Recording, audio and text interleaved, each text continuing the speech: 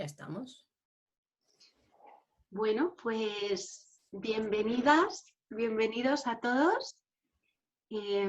Estamos muy contentas, Fer y yo, de la acogida de este ratito que vamos a compartir con Carlos Pitillas. Estamos felices. Gracias por querer compartir este rato con nosotras, con nosotros. Nosotras somos, bueno, como decía Fer y Nuria, formamos la Semilla Violeta. Somos, para quien no nos conocéis, somos una entidad bueno, que se dedica en grandes términos a la transformación educativa, a promover la transformación educativa, y eso tan grande se concreta en acciones muy concretas. Nos dedicamos a la formación de educadores y de maestros. También tenemos una escuela de familias, una consultoría para equipos pedagógicos y una consulta psicológica.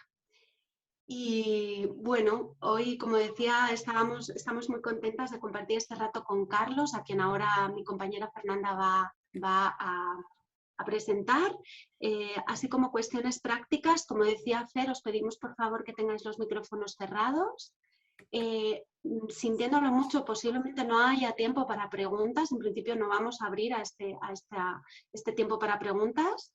Pero como decía Fer también, si hay alguna cosa podéis comentarla en el chat y en la medida de nuestras posibilidades intentaremos contestaros.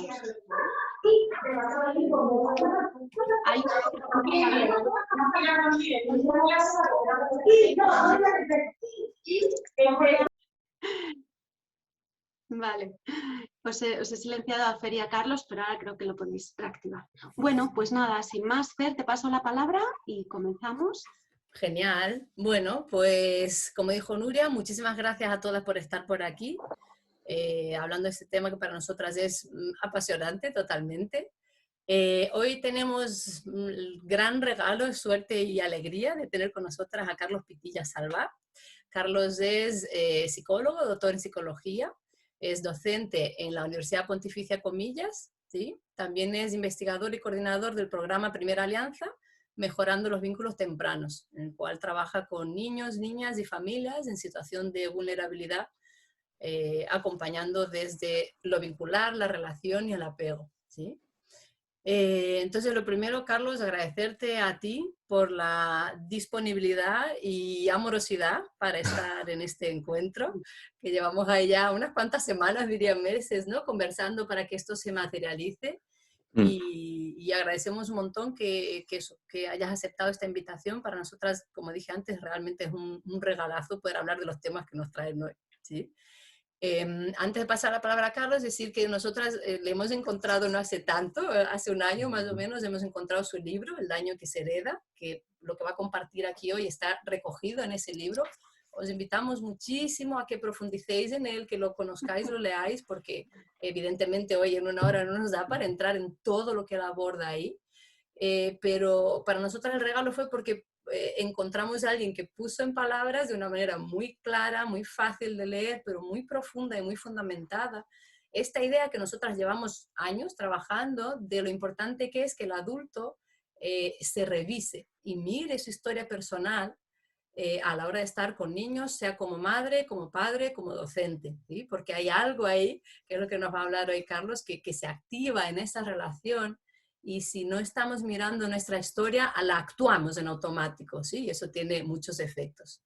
Así que nada, voy a pasar casi la palabra a Carlos con la primera pregunta un poco que lanzamos. Tiene que ver con esto, ¿no? Carlos, tú hablas de que los niños son disparadores de la historia personal de los adultos, y que en esa relación es como que aparecen todos los miedos y las indefensiones de ese adulto, de su propia infancia, que se activan a partir de esa relación con el niño, ¿no? ¿Nos puedes contar un poco más de esta idea? Sí. Bueno, antes de responder, os agradezco a vosotras también este espacio que me dais a mí y sobre todo que le dais al libro. Muchísimas gracias, y también por vuestra gran capacidad de convocatoria y vuestra gran flexibilidad, que os he tenido mareadas con mis temas familiares.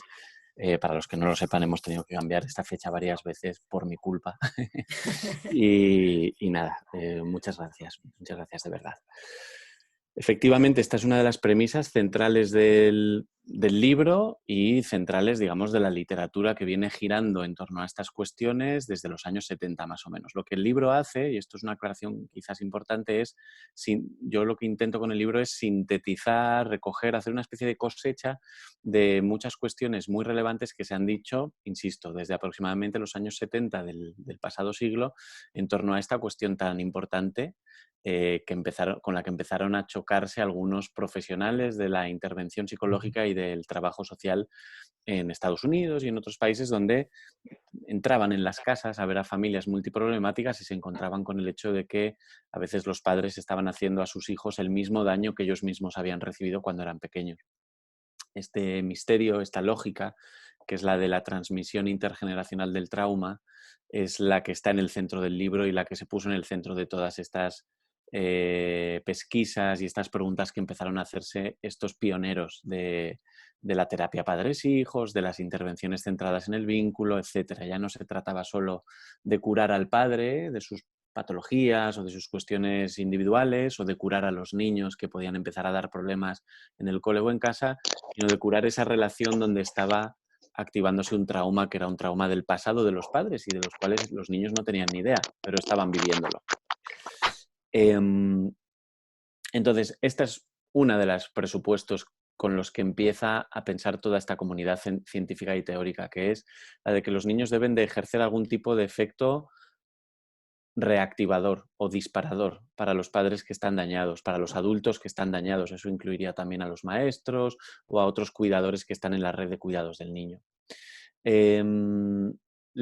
Normalmente las heridas emocionales importantes de nuestra infancia o de nuestras experiencias de desarrollo temprano normalmente no han sido habladas, ni pensadas, ni procesadas en un nivel intelectual, precisamente porque sucedieron cuando éramos muy pequeños, cuando nuestro cerebro todavía no estaba preparado, no tenía la madurez suficiente como para hacer un procesamiento secuencial y narrativo de lo que pasaba.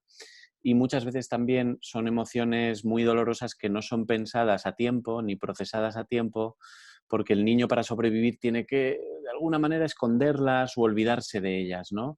Esta situación con mi madre me hace sentir profundamente incómodo y en peligro, pero no debo atender eso, a esa sensación de peligro, ni debo quejarme más de la cuenta, porque mi prioridad ahora mismo es garantizar el vínculo con esta madre imperfecta, frágil, agresiva, hostil, lo que sea, pero mi estrategia o mi prioridad es garantizar ese vínculo. Así que un cerebro inmaduro sumado a un cerebro que necesita conservar el vínculo es un cerebro que normalmente no va a hacer un procesamiento adecuado, una digestión adecuada de las emociones dolorosas que pudieron darse ahí. Ahora hacemos una especie de flash forward, 15, 20 o 30 años después, esos niños se convierten en padres y esos núcleos emocionales dolorosos, traumáticos, no procesados a tiempo, pueden volverse a encender en contacto con el niño. Ahí es donde estamos hablando de ese efecto reactivador o disparador de los niños.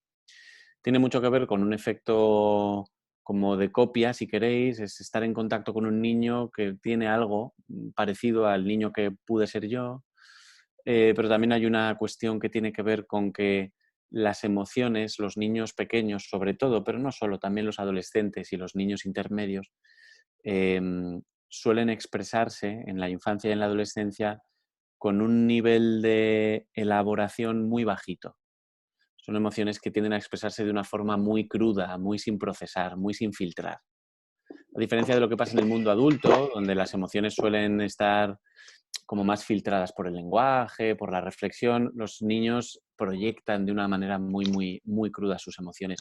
Y eso hace que normalmente entren a los núcleos más tempranos, digamos, de la memoria de los padres y activen eso que estaba más o menos enterrado, que llevaba a lo mejor mucho tiempo sin encenderse, pero esa expresión emocional sin filtro tiene un poder evocador especialmente grande, mucho más que las palabras, aunque sean emocionales, mucho más que una discusión con la pareja o que una sesión de psicoterapia, donde puede subir mucho la temperatura emocional, pero lo que tiene un niño es que las emociones las expresa circunvalando todas esas barreras defensivas porque son emociones muy crudas, ¿no? Entonces, por ahí probablemente es por donde se movería la principal respuesta a esa pregunta que hacías, Fernanda. Este efecto reactivador o disparador que tienen los niños y que sobre todo ataca o activa una parte de nuestra memoria que no es una memoria ordenada, como la que sería si yo ahora os preguntara qué cenasteis ayer o qué plan hicisteis el fin de semana. Eso permite sacar un recuerdo ordenado secuencialmente, un recuerdo narrado. Esto no es así. O sea, las emociones no procesadas de la infancia, sobre todo las que son dolorosas, están almacenadas en un sistema memorístico que es más, llamamos, procedimental, más corporal, si queréis, ¿no? Y los niños tienen una gran capacidad de tocar los botones de ese sistema de memoria. Sí, eso de alguna manera también explica, ¿no?, esta sensación que yo creo que el adulto, curiosamente, ¿no?, si lo pensamos en nuestra lógica por tamaño, pero el adulto se siente amenazado por ese niño, se siente invadido, ¿no? Tiene que ver justamente con ese mecanismo de que algo hace que me ponga a la defensiva, ¿no? Me lleva a un lugar. Efectivamente, sí. Y esta es una de las cosas que defiende más el libro. Que a veces la formulo al revés. En ocasiones la formulo como lo has hecho tú y otras veces haciendo el camino a la inversa, que sería decir que los malos tratos de un padre hacia un hijo, de una madre hacia un hijo, de un profesor hacia un alumno, de un adulto hacia un niño, casi siempre son una forma de defensa, casi siempre son una estrategia a través de la cual el adulto está tratando de protegerse.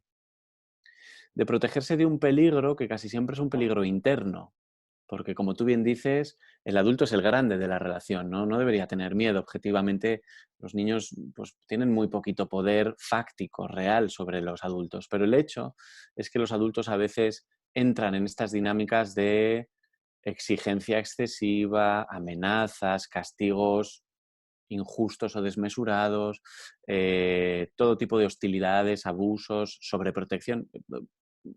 Llamemos malos tratos así como en una especie de campana conceptual muy grande, y lo que tenemos cuando desgranamos un poco esa fenomenología, lo que nos encontramos es que casi siempre hay un adulto muy asustado tratando de protegerse de un peligro que es interno, que es invisible para el adulto también, no solo para los que estamos fuera, sino para el propio padre, y que es histórico casi siempre. No es un peligro ligado al presente.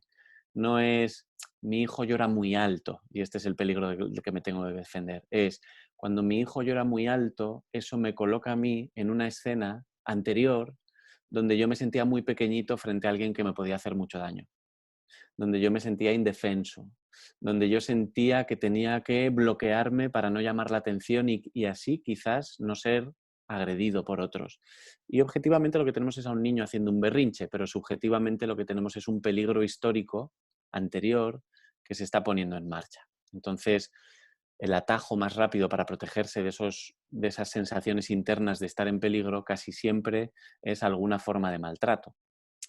Esta lógica se podría llevar a las relaciones de pareja y a las relaciones laborales y a muchos otros sitios, pero claro, en las relaciones entre un adulto y un niño adquiere especial gravedad, entre otras cosas porque los niños no se pueden defender, no tienen las capacidades de defenderse o de escapar que tendría un adulto, ¿no?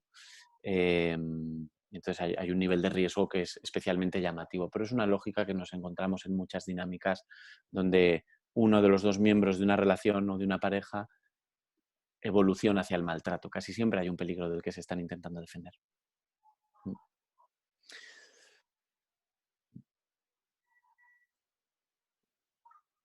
Si me permites añadir una cosa que me estoy acordando. ¿Sí? Entonces yo estoy haciendo referencia a peligros que están muy ligados como a una traumatización grande. De hecho, el ejemplo que he puesto es el de un adulto que frente a un berrinche del niño vuelve a experimentar esos sentimientos de miedo y de indefensión porque fue maltratado de pequeño. Y aquí, bueno, pues son situaciones graves y alguien podría pensar, bueno, pero yo los niños a los que atiendo o los adultos o las familias a las que veo no están tan mal. En ese sentido, lo que me gustaría añadir es que a veces los miedos que despiertan los niños en sus padres o en sus adultos tienen que ver con una historia de dolor, pero quizás no tan grave, no tan periodística, no tan escandalosa, ¿no? Entonces, bueno, hay diferentes modelos, pero por ejemplo hay un modelo que nos habla de que el niño a veces activa en los padres el miedo a volver a sentirse criticados o a volver a fallar, padres que vienen de historias donde ha habido mucha exigencia, o el miedo a volver a sentirse abandonados o descuidados o a volver a sentirse solos. Y entonces ahora que mi hijo ya no es un bebé y se pone a gatear y se aleja de mí, vuelvo a sentir la sensación de que me quedo sola o solo otra vez. Es una cosa muy irracional, pero si uno viene de una historia donde se ha sentido aislado, solo, que le han dado la espalda muchas veces, es fácil tener ese miedo y tener ganas de protegerse de ese miedo. Entonces, en un nivel de gravedad más intermedio, en la escala de grises, también todos los adultos somos vulnerables a que nuestros hijos o nuestros alumnos activen algunas de esas heridas que son un poco más pequeñitas, pero si no están procesadas tienen el mismo efecto. Se ponen en marcha y nos hacen tener ganas de protegernos.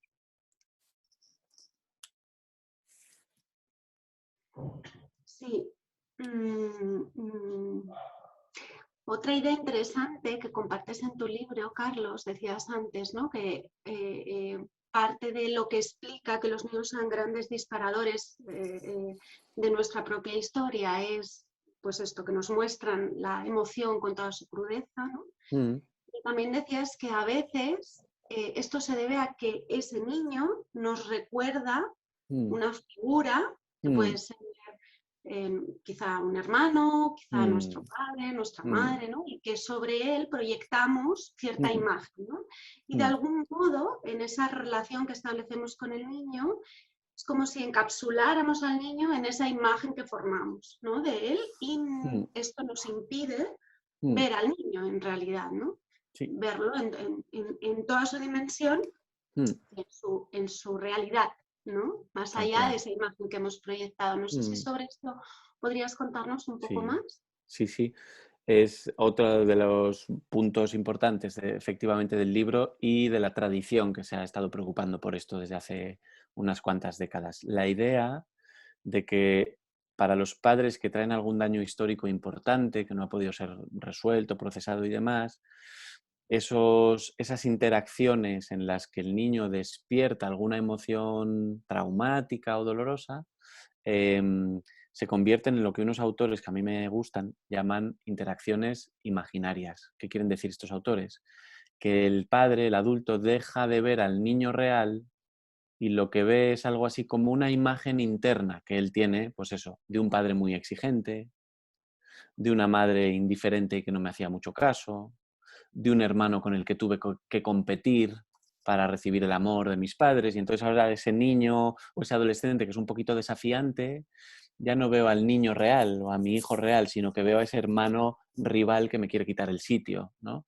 Se vuelven interacciones no basadas en las necesidades objetivas reales del niño, sino basadas en una imagen interna que uno tiene, pues de un agresor o de un competidor del pasado o incluso de una parte de sí mismo que no me gusta, ¿no? Yo he atendido en terapia a padres que hay cosas de sí mismos que no les gustan del todo y tienden a verla en sus hijos, ¿no? Y entonces se obsesionan con la idea de que mi hijo es muy agresivo y hay que controlarle muchísimo porque si no se vuelve loco y es impulsivo y es peligroso. Y es una forma también de no tener que reconocer que uno mismo es agresivo, lo pones todo ahí fuera. Esto los terapeutas sistémicos lo saben muy bien, ¿no? Como a veces se le cuelga al niño o al adolescente la etiqueta del que tiene un problema y así no tenemos que reconocer que somos el resto de personas de la familia los que también tenemos ese mismo problema u otro, ¿no? Entonces, digamos que estos autores se han movido en ese territorio donde se piensa acerca de cómo, de qué maneras y en qué momentos los padres o los adultos dejan de ver al niño real. Esto no pasa todo el rato. Hasta en las familias más desorganizadas y desestructuradas, los adultos tienen momentos de sintonización afectiva con sus hijos en los que están viendo de una manera genuina y más o menos equilibrada y realista lo que el niño está transmitiendo, lo que comunica, lo que necesita, lo que siente. Sin embargo, hay momentos en que el sistema se cae. Esa capacidad de los padres de percibir al niño real se desactiva por momentos. Casi siempre se desactiva cuando se está encendiendo alguna de esas emociones históricas dolorosas. Y entonces el niño real desaparece y lo que los padres suelen ver es una señal de peligro, de cualquier tipo, ¿no? Depende de la historia. El peligro de volver a ser juzgado, el peligro de que me pidan cosas que no puedo dar, el peligro de volver a quedarme sola o solo, el peligro de fracasar, ¿no? Y si no soy perfecto, si mi hijo no es perfecto, yo soy imperfecto también, y eso me coloca en el lugar de ser bueno, pues de tener vergüenza, de sentirme fracasado. Ahí es donde nos encontramos. Y tú le has puesto un fleco, un matiz que también es importante, y es cuando esto se vuelve muy frecuente o muy intenso, porque esta dinámica, llamémosla proyectiva o imaginaria, sucede en todas las relaciones entre padres e hijos. Es imposible que no suceda. No hay padre ni madre en el mundo, ni profe, que vea a sus niños con una mirada absolutamente objetiva, tipo computadora. Eso es imposible. Siempre ponemos algo ahí. Y también eso es lo que nos permite estar cerca de los niños durante muchos años de dependencia. Los niños son la criatura más dependiente de todo el reino animal, los niños humanos, durante más tiempo. Entonces, para poder aguantar eso, siendo un adulto, tienes que poner ahí cosas que normalmente son cosas buenas, ¿no? Entonces, bueno, cierro paréntesis. Lo que quería decir es que cuando estas dinámicas proyectivas, imaginarias, estas distorsiones son muy intensas o muy frecuentes, como bien decías tú, a veces el niño puede quedarse atrapado en esa imagen que los padres depositan sobre él. De tanto que he escuchado decir que soy agresivo, que soy impulsivo, que no hay quien me controle, que no paro quieto, que soy peligroso, de tantas veces que me han tratado así, de tantas veces que me han mirado como a un niño agresivo y peligroso, esto acaba siendo de alguna manera una especie de referencia de mi propia identidad. El niño se acaba viendo, las relaciones empiezan a organizarse en torno a esta distorsión, se cristalizan en torno a esta distorsión en muchos momentos y efectivamente eso se acaba siendo parte de la identidad y con la que va a crecer el niño y se va a convertir él mismo en un adulto. Quería retomar un momento, un concepto, ¿no? Que estamos hablando, que está en el título del libro, ¿no? El trauma el daño que se hereda, estamos hablando de trauma. Mm, Y te queríamos pedir que hablaras un poquito más, porque creo que en la idea general que hay de trauma, ¿no? Es algo como grande, algo catastrófico, algo, ¿no? Cuando pensamos en trauma, mm, pero hay muchos microtraumas cotidianos, ¿no? A los mm. que están expuestos de las propias relaciones, ¿sí? Si nos podías contar un poquito más de este concepto de trauma entendido en esta dimensión muy cotidiana y a la que forma parte de estas relaciones, ¿no? Muy bien. Es un tema que me interesa mucho y que me resulta muy, muy fascinante. Has mencionado el término microtrauma, que es un término acuñado por una de las autoras que yo reviso en el libro. No demasiado, pero bueno, está por ahí citada un par de veces, Margaret Krasnopol, que lo que plantea es que estos microtraumas, es decir, estos daños acumulativos que se producen dentro de una relación de poder entre un adulto y un niño, una relación de diferencia de poder, digámoslo así. Son daños, no son daños catastróficos, escandalosos, periodísticos, no es nada que podamos denunciar, no es un abuso sexual infantil. Son pequeños ataques a la personalidad del niño o a una parte de su personalidad. Esos pequeños ataques que tienen el mensaje guardado ahí, no se dice, pero está ahí transmitido de no me gusta esta parte de ti, no me gusta tu parte más expansiva, porque me hace sentir a mí pequeñito. Tienes que ser tú también pequeñito. No me gusta tu parte más autónoma y que lucha por defender su propia diferencia, porque yo necesito que seamos iguales. No me gusta tu parte más rebelde y agresiva, porque yo tuve padres muy agresivos y cuando veo esa parte tuya me asusto mucho. Y entonces ahí tenemos el terreno, digamos, sembrado para que se produzcan esos pequeños ataques invisibles, pero cotidianos, a esas partes de la personalidad o a esas conductas específicas del niño que perturban a los padres por culpa de una historia traumática de los propios padres.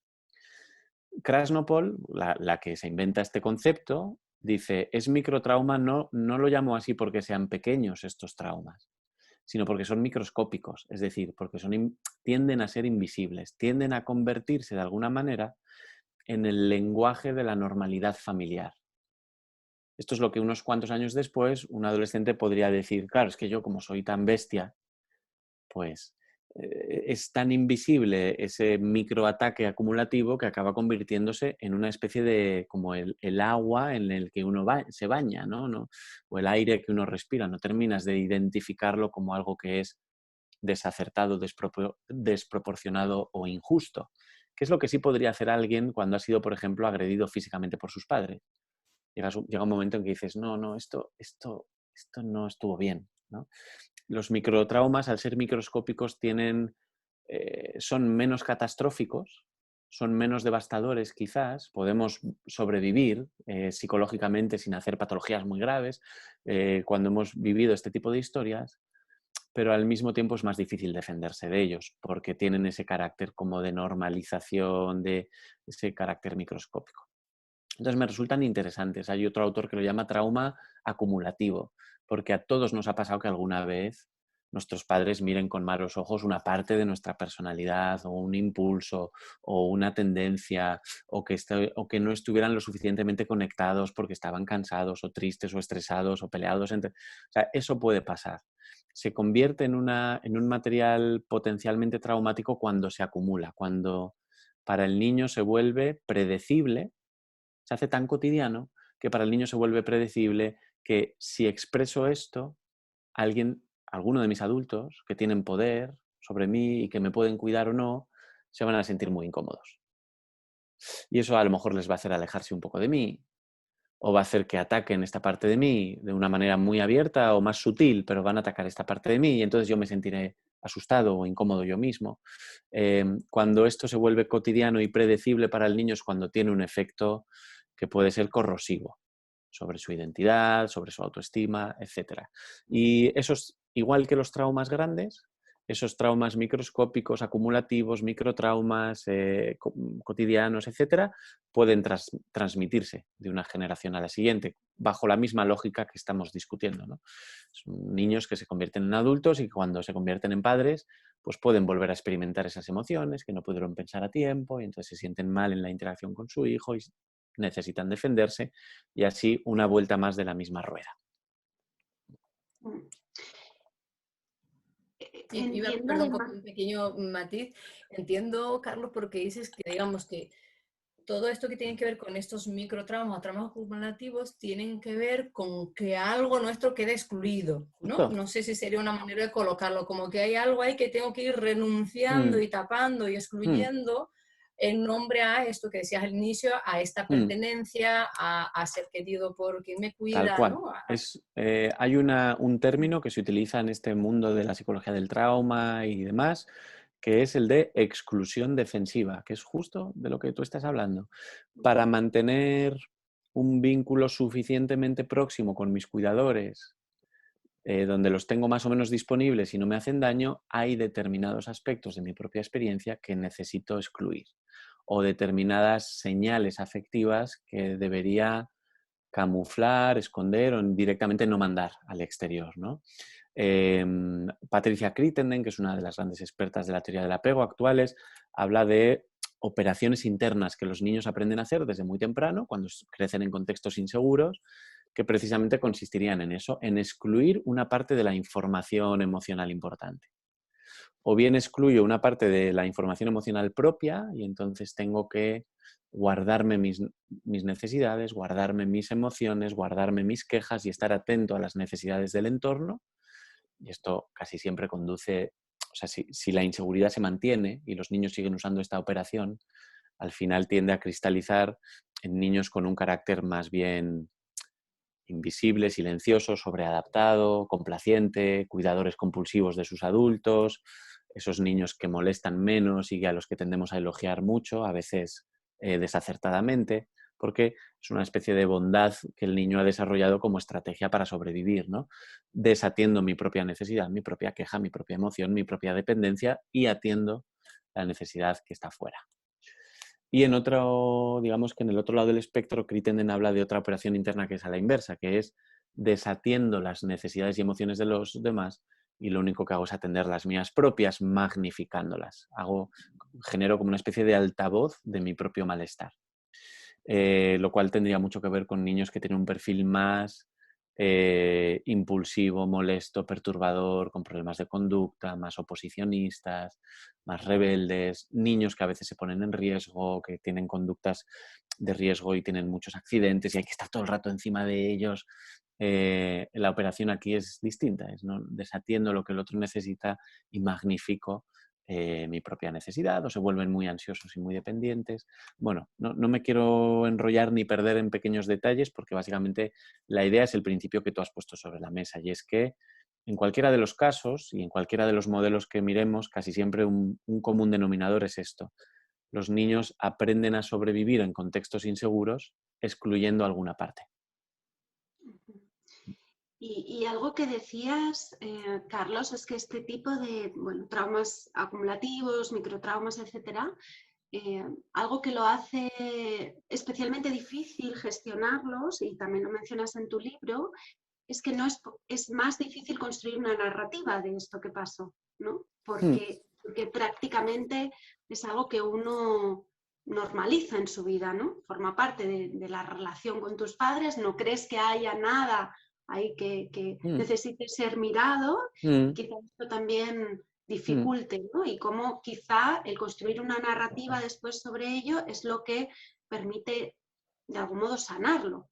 Efectivamente, yo creo que es una muy buena formulación esa. En la medida en que son microscópicos, sutiles y cotidianos esos traumas y se han convertido en algo así como el material normal de la comunicación en la familia y de los intercambios en la familia, es muy difícil tomar distancia de eso.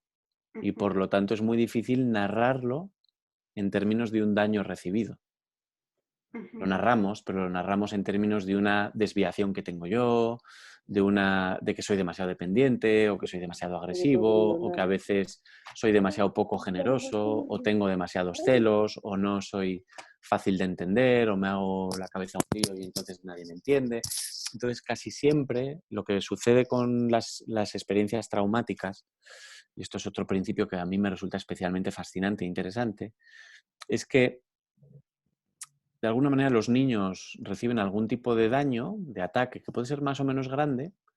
Los muy grandes ya sabemos cuáles son, los maltratos físicos y demás, los más sutiles estamos diciendo cuáles pueden ser. Y no solo el niño recibe un ataque, sino que además, posterior al ataque, recibe una especie de prohibición de protestar por eso.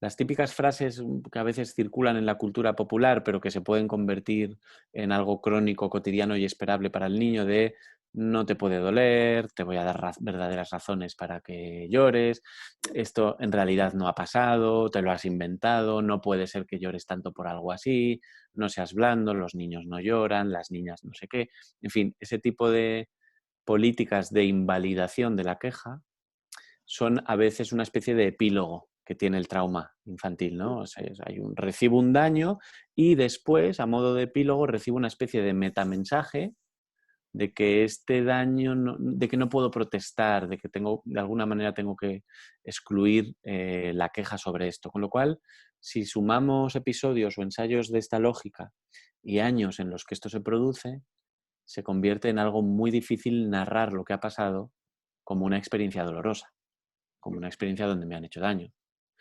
Entonces, efectivamente, hay una dificultad narrativa muy grande. Y yo creo que mucho de lo que hacemos los terapeutas de adultos, y a veces y de niños también, obviamente, pero de adultos, cuando atendemos a pacientes en los que percibimos que puede haber habido este tipo de historias, gran parte del trabajo, por lo menos al inicio, es afirmar para ese adulto que lo que experimentó era injusto, que esos daños que recibió, esos microataques, esos microprohibiciones acumuladas, no eran, digamos, respuestas justificadas por algo malo que tenga la persona o que tuviera el niño en su momento, sino que tenían más que ver con una dificultad de los padres para mantenerse enteros ellos mismos, para ser sensibles, para cuidar de una manera proporcionada, etc. Y es muy liberador cuando los adultos podemos hacer en terapia como pacientes o en nuestra vida personal o en nuestras relaciones ese tránsito, ¿no? Que nos permite tomar distancia y decir, uy, pero si esto en realidad, esto podría haberse hecho de otra manera. Esto cura mucho, es una transformación narrativa. Pues, Carlos, si te parece, ahora nos gustaría poner el foco, como trasladar el foco hacia otro lugar, ¿no? Después de haber visto todo esto que tiene que ver con este tipo de, de este daño, estos traumas, etcétera. Nos gustaría ahora, si puedes hablarnos, también por empezar con lanzar un mensaje esperanzador, ¿no? De qué es lo que los niños necesitarían de los adultos, ¿sí? Como qué es lo que los adultos podemos ofrecerles a los niños para que Ujú, esa relación que se va construyendo con ellos ujú, sea de seguridad, ujú. ¿sí? Y potenciadora, ¿no? De sus Mm, capacidades, ¿no? Que sea un vínculo de confianza para ellos, de seguridad. genial. Voy a intentar no enrollarme mucho porque esta pregunta, en realidad todas, ¿no? Pero esta pregunta da como para hacer una especie de tratado de psicología evolutiva sobre cuáles son los factores que contribuyen a un apego seguro. Así que voy a intentar ser breve y accesible con lo que diga. O sea, teniendo en cuenta de dónde venimos en esta conversación, una respuesta lógica sería que los adultos puedan ver al niño real, es decir, que Ujú, el nivel de distorsión que se pone sobre el niño sea un nivel equilibrado y saludable, porque ya hemos dicho que un cierto nivel de distorsión va a haber. ujú, Esto es como cuando los padres, yo estoy esperando ahora a tener, voy a ser padre ahora dentro de poquito, y esto es como cuando los padres hablan al niño dentro de la tripa y le dicen cosas como si el niño estuviera pudiendo procesar esos mensajes y escuchar. Probablemente hay muchas cosas que no oye, probablemente muchas veces está dormido y por supuesto hay muchas veces que no entiende nada de lo que se le está diciendo. Pero estos padres están pudiendo hacer ya un primer vínculo distorsionando. Entonces, esta es una distorsión saludable, es una distorsión equilibrada, es una distorsión que no pone en peligro al niño, sino todo lo contrario, que sostiene un vínculo. Entonces, una primera cosa que podríamos pensar de cara a construir relaciones seguras es asegurarnos de que el niño real no desaparece, de que las distorsiones que hacemos son distorsiones que apoyan el vínculo y no que nos ponen en posición de defendernos del niño o de atacarle. Esa podría ser una. Otra, yo creo que tendría que ver con aprender a reconocer y a regular esas emociones intensas, negativas, que pueden proceder de una infancia o de un aspecto doloroso de nuestra infancia. Todos tenemos nuestras piedras en la mochila, algunos más que otros, por lo tanto todos somos vulnerables a que en el trabajo con un alumno pequeño, o con un alumno o con un hijo, se enciendan algunas de esas emociones. El problema no es que se enciendan, porque eso es inevitable. Es un resultado de que tenemos un cerebro con una capacidad de memoria. El cerebro aprende cosas y registra experiencias dolorosas y también positivas y es imposible que no se vuelvan a encender. La solución es ser capaces de tener un reconocimiento de esas emociones, de tener una especie de historia que me permita predecir y ver, uy, me está pasando otra vez. Y poder regularlas, cosa que en ocasiones es un trabajo individual, uno regula sus propias emociones difíciles, pero en muchas otras ocasiones es un trabajo social, interpersonal. Lo que yo quiera. Tenemos allá una familia interviniendo. Eh, ¿Qué quería decir con esto? Que en muchas ocasiones curamos nuestras heridas históricas poniéndolas en el contexto de relaciones actuales, reales, de apoyo, reconocimiento, sensibilidad, que de alguna manera nos curan de eso. No hacen que la herida desaparezca, pero generan una especie de circuito en el que yo no me desregulo tanto, en el que ese dolor tiene un sitio donde puede ser expresado, en el que, y esto es una cosa muy cotidiana, estoy usando palabras grandes, pero es tan cotidiano como un padre que dice con un bebé en brazos, ahora no puedo, ya no estoy pudiendo, esto está siendo mucho para mí, quédatelo tú un ratito. Y hay una persona, un compañero de crianza, una compañera de crianza que no solo está disponible para ayudar, sino que además sabe lo que le está pasando a la otra persona. Y eso ya es un circuito donde las emociones se regulan socialmente. Es cotidiano, muchas veces es casi inconsciente, pero parte de la solución a estos problemas del daño que se hereda viene de generar la oportunidad de tener nuevas relaciones y espacios donde nos curamos. Entonces, esa sería como una conclusión lógica del recorrido que venimos haciendo hasta ahora. Más cosas que nos dice la psicología evolutiva sobre cómo crecen los niños cuando crecen con seguridad. Pues crecen con adultos que están disponibles afectivamente. Es decir, que no solo se dedican a administrar técnicas de crianza, en el caso de los padres, o administrar técnicas educativas, en el caso de los educadores, sino que además de administrar técnicas concretas y herramientas específicas, están afectivamente abiertos a que el niño les impacte. Esto suena también un poco abstracto, puede incluso sonar un poco cursi, pero hay evidencia empírica acumulada que nos dice que los niños que crecen con un apego seguro son niños que han sido capaces de impactar sobre sus padres. Cuando lloraban, sus padres resonaban con ese estado emocional y se ponían a su disposición. Cuando estaban entusiasmados, sus padres se entusiasmaban con ellos. Cuando pedían ayuda, había alguien que se dejaba impactar y se acercaba para ayudar. Esto tiene que ver como con tener el canal abierto, ¿no? Y que los niños puedan sentirse un interlocutor activo en el intercambio con nosotros y que puedan empujarnos a dar una respuesta que sea coherente con lo que están comunicando y con lo que están sintiendo, ¿no? Entonces esa variable, ese factor como de estar disponible, estar abierto, dejarnos impactar, es muy importante. Y lo enfatizo mucho porque creo que las culturas de crianza, parte de nuestra cultura de crianza tan tecnificada, a veces nos engaña, tiene un puntito de trampa. Nos conduce por el camino de aprender técnicas y nos aleja del camino de estar con las orejas y los ojos abiertos, y esperando y dejándonos tocar en un nivel un poco más intuitivo por ¿qué me está diciendo mi niño ahora? ¿Qué le puede estar pasando? ¿Qué querrá decirme con esto que está haciendo? ¿No? Soy mucho más partidario de eso, me parece que el pronóstico es mucho más, de mucha más seguridad con eso que con los padres que han leído muchos libros de autoayuda para padres y están como muy preocupados de hacer las cosas técnicamente perfectas o técnicamente muy bien. Yo creo que por ahí tenemos varias cosas. Bueno, os voy a devolver la palabra porque luego lo mismo tengo la oportunidad de decir alguna más, pero si no se convierte esto en una conferencia por mi parte y no quiero que sea. Así que esas tres cosas yo creo que pueden ser útiles. Ujú. Hay un concepto en esta relación, en este vínculo, ¿no? Que es esta dinámica de regulación mutua, ¿no? Entre el Sí. adulto y el niño. Y hay un concepto que cuando lo leímos nos resultó tremendamente esperanzador también, ¿no? Que es el término de reparación interactiva.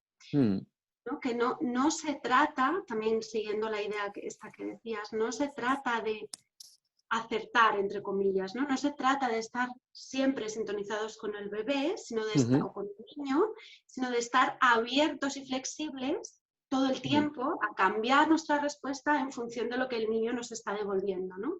Tal cual. Esto, bueno, si nos puedes contar sobre ello, que nos encantará escuchar. Sí, y de hecho es una pregunta que me da a mí la excusa para seguir alimentando esa lista de cosas que contribuyen a un apego seguro, ¿no? Ya hemos dicho tres, pues añadimos un par más. La primera tiene que ver con eso que has dicho de la regulación.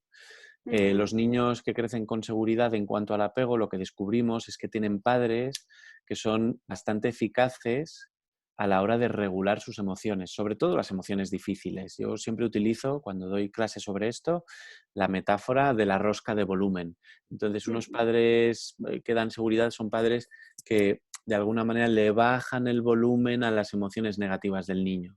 Cualquiera que haya sostenido a un bebé en brazos y haya calmado a un bebé alguna vez o a un niño un poco más mayor sabe de lo que estoy hablando. Es el adulto que a través de su postura corporal, de su tono de voz, de las palabras que usa y demás, baja el volumen de esa curva emocional que estaba subiendo y que los niños normalmente no pueden controlar por sí solos. Si hay algo que caracteriza a la infancia y también a la adolescencia, es que son personas que no tienen todavía adquirida una autonomía para regular sus propias emociones. Entonces los niños regulan sus emociones en la interacción y casi siempre reciben un apoyo para regularlas. Y esto es parte de lo que hace un apego seguro. Padres que funcionan bien bajando la rosca del volumen de las emociones, sobre todo de las difíciles. La tristeza, el enfado, la angustia, los nervios, la sobreexcitación en la que entran los niños a veces. Sí que por ahí tenemos algo. Creo que para que eso suceda bien, suele hacer falta que los padres estén suficientemente regulados ellos mismos. De nuevo, no es una cuestión de técnicas, cuál es la técnica milagrosa para regular a mi hijo, sino que tiene mucho más que ver con una cuestión de actitud y de cómo estoy conmigo y en la relación. Y fundamentalmente de tener un nivel suficiente de regulación yo mismo, ¿no? Es la única manera de regular a otros es estar uno mismo regulado. Y luego está el gran tema, o el tema tan interesante de la reparación interactiva. Lo que vienen descubriendo algunos autores desde los años 80 más o menos es que los niños que crecen con seguridad no tienen madres y padres que respondan siempre bien e inmediatamente bien a la necesidad del niño.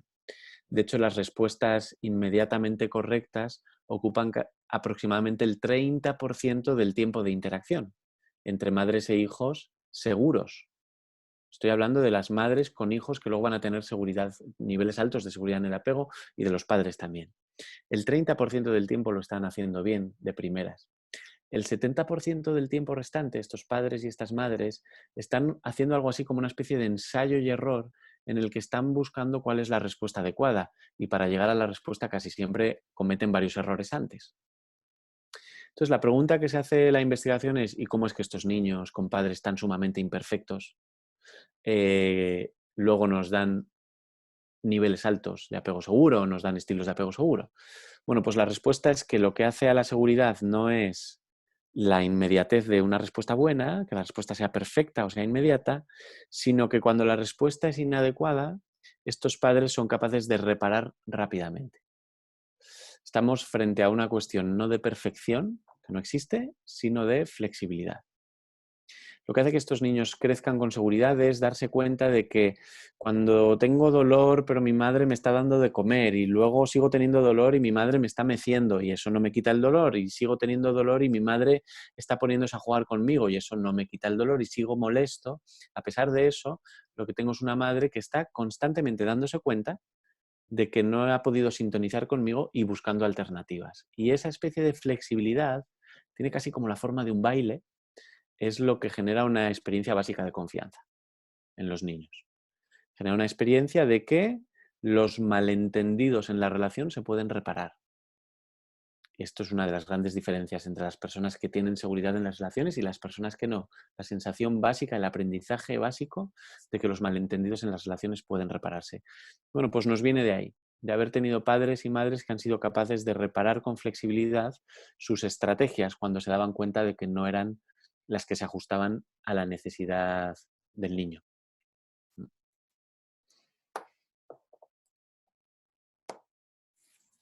Creo que para todo padre, madre y docente, ¿no? Es lo que decía antes Nuria, este mensaje Sí, esperanzador, ¿no? mucho. De esto que decía Winnicott de la madre suficientemente Correcto. buena, ¿sí? No es la perfecta, Mm, no es la que no tenemos la respuesta para mm, todo, pero eso Daniel Siegel también lo dice cuando habla que lo único que necesita un niño no es un adulto que esté en crecimiento y que se esté efectivamente. revisando y que Mm, esté haciendo, mm, ¿no? mm, Ese baile que me ha parecido muy bonito esa palabra porque creo que es eso, ¿no? Es como un mm, juego en el cual hay un mm, ajuste todo el tiempo a qué beneficia la mm, relación también, ¿sí? Creo que algo muy bonito que cuentas en el libro, muy lejos de culpabilizar también el adulto por esto que está mm, ocurriendo en la relación, esencialmente poder entender que esto viene de una larga mm, cadena transgeneracional en el cual se van repasando mm, cosas pero que pueden mm, ser mm, revisadas, ¿sí? Eso es algo que Nuria y yo creo que decimos todo el tiempo también de cómo, al igual que el contacto con la infancia, nos dispara todo eso, es justamente una invitación a poder revisarlo y a justo. poder Y sanarlo, ¿no? Ese es el gran de regalo. hecho yo diría, muy en línea con lo que estás planteando, que los padres y las madres y los maestros y los adultos más flexibles, más capaces de reparar en la interacción, por eso se llama reparación interactiva, porque sucede como en el en vivo y en directo de la interacción, son casi siempre padres conscientes de su propia vulnerabilidad. Son padres que, lejos de protegerse detrás de una capa de mucha tecnicidad educativa o en cuanto a la crianza, son capaces de reconocer que hay una parte de ellos donde donde a veces que hay que tienen puntos ciegos, que a veces pueden cojear, que hay determinadas cosas que les dan especial miedo, que en su historia no todo ha sido fácil y que eso les convierte en vulnerables. Eso te prepara mucho más para ser flexible en la interacción y para percibir esas micro rupturas y tratar de repararlas rápido. Y en ese sentido, esto es una cosa que le digo muchísimo a mis alumnos que se están preparando para ser terapeutas y sobre todo los que van a trabajar con niños y con familias, y es, no se trata de buscar que los padres se las sepan todas, sino de buscar que los padres tengan una especie de como de actitud de curiosidad y de reconocimiento de la propia vulnerabilidad, como de poder vivir bien en la incertidumbre. Eso es mucho más potenciador de estos elementos del apego seguro y de la reparación interactiva, de la capacidad de regular al niño, que lo otro. Y en ese sentido, yo creo que hay una cosa que podemos decir, que también es esperanzadora y va un poco en la misma línea de lo que estáis planteando vosotras. Las heridas emocionales históricas que acarrean los adultos cuando se relacionan con sus pequeños, niños, hijos, adolescentes, alumnos, etcétera, es verdad que son un factor de riesgo importante cuando no han sido procesadas, cuando se reactivan y cuando nos hacen defendernos, que casi siempre defendernos es atacar al niño, de alguna manera. Pero también son un motor de los cuidados. Precisamente porque el adulto está herido, si ha hecho algo con eso, si lo ha pensado, si ha podido convertir eso en una historia comprensiva y comprensible, una historia compartida socialmente, etcétera. Eso es un motor potentísimo de los cuidados. Es un motor de la ternura, es un motor de la sensibilidad, es un motor de la reparación, es un motor de la empatía. Y yo creo que esa bifurcación es muy importante, ¿no? El problema no es tener una historia que ha sido difícil en algunos momentos.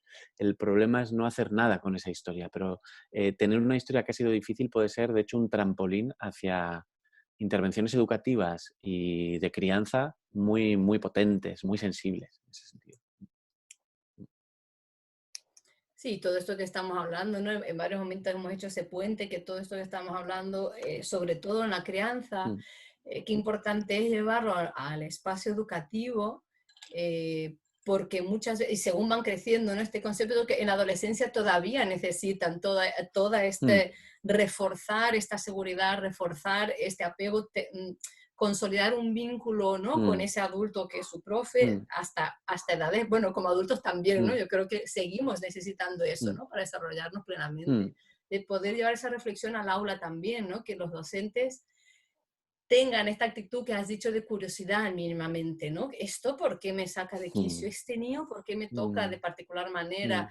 O cómo escucho o no soy capaz de escuchar cuando un alumno cuestiona algo, ¿no? Me siento yo cuestionado, entro a defensiva, así, lo que venimos notando en estos años trabajando con docentes es, bueno, por suerte cada vez hay más gente revisándose, ¿sí? Los que estamos aquí estamos en ese camino, pero hay mucha dificultad en el adulto justamente en reconocer esa vulnerabilidad. Es como que el docente especialmente está en un lugar de saber, de poder, de autoridad, que le cuesta mucho esa vulnerabilidad en la que creemos que justamente estaría el encuentro humano, ¿no? Estaría lo bonito que podría ocurrir en esa relación y que incluso eso beneficia y potencia el aprendizaje. El propio proceso de aprendizaje sería inmensamente facilitado si partiera, si se apoyara en la base de una relación con un adulto que reconoce esa vulnerabilidad, ¿no? Y que se mira. Es cuando mejor podemos cuidar, cuando somos conscientes y podemos convivir amablemente con nuestra propia vulnerabilidad. Yo creo que es cuando mejor podemos cuidar, entre otras cosas porque además los niños y los adolescentes por definición son organismos que siempre tienen un pie puesto en la vulnerabilidad y en la dependencia. Entonces, verdaderamente la condición para poder yo relacionarme de una manera sensible con la dependencia y la vulnerabilidad es haberme reconciliado con la mía propia, ¿no? Es la forma de poder aguantar el tirón de muchos años sosteniendo la dependencia de otra persona, ¿no? Así que sí, estoy muy de acuerdo contigo y pienso que puede haber una dimensión sistémica en esto. Y no digo sistémica como de terapia familiar sistémica, sino de los sistemas en los que trabajamos cuando somos docentes o los sistemas en los que criamos cuando somos padres y madres. Me he preguntado más de una vez si algunos maestros, educadores, etcétera, necesitan acorazarse en esa especie de modelo excesivamente tecnificado y alejado de la propia vulnerabilidad o no reconocedor de su propia vulnerabilidad, no solo por una cuestión individual, la relación del individuo con su propia historia, sino por una cuestión del sistema. Si esto puede suceder en sistemas educativos, en colegios, en instituciones, donde no está permitido donde no está permitida esa vulnerabilidad, o esa curiosidad, esas dudas o esa tolerancia a la incertidumbre. Pienso a lo mejor en coles donde la ratio entre profesores y alumnos es muy desventajosa y muy desproporcionada, o en instituciones educativas donde hay muchísima sobrecarga y entonces hay que estar todo el rato sacando adelante trabajo sin poder pararse a pensar y a recibir protección en el equipo. Es muy difícil reconocer mi propia vulnerabilidad si no tengo un sitio protector donde hacerlo. Si no hay reuniones de equipo que estén dedicadas a algo más allá de la pura técnica o de la pura cuestión académica, donde nos miramos y donde reconocemos lo que nos pasa, ¿no? O si el propio sistema educativo ya en un nivel más general, más cultural, con todo este tema de los idiomas, el bilingüismo, la tecnología, el no sé qué, también nos empuja hacia un sitio de mucho rendimiento y nos exige alejarnos de eso otro, de lo que estamos hablando, que es tan valioso y tan interesante. Entonces, no quiero responsabilizar solo a lo que está afuera, pero creo que es bueno también a veces y liberador reconocer que es difícil. Estoy subido en una montaña rusa muy accidentada donde me están demandando mucho. Es difícil ponerme en contacto con mi propia dimensión un poco más vulnerable y estar sensiblemente con los niños. No es imposible, nunca, pero puede ser difícil en un nivel sistémico. Sí, ahí hay un contexto, ¿no? Que nos En lo el pone contexto. fácil y es un poco lo que también creo que hablamos mucho de esto siempre que podemos, de justamente la necesidad de volver a poner en el centro lo esencial, ¿no? Porque evidentemente tiene que ver con una cultura que no permite que un profe sea frágil o que no sepa todo siempre a todo momento, que Sí.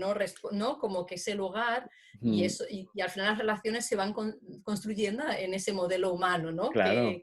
Qué gran pérdida para la humanidad Sí. si seguimos sin volver a poner en el centro esto vincular, ¿no? Tal cual. Que nos nutre en lo básico. Sí, que los vínculos son una cosa en progresión, como dices tú, es una cosa que se va construyendo. Uno no puede llegar a una tutoría con padres sabiéndolo todo sobre su hijo, teniendo todas las respuestas sobre el alumno, porque es una cosa que hay que generar en el proceso, ¿no?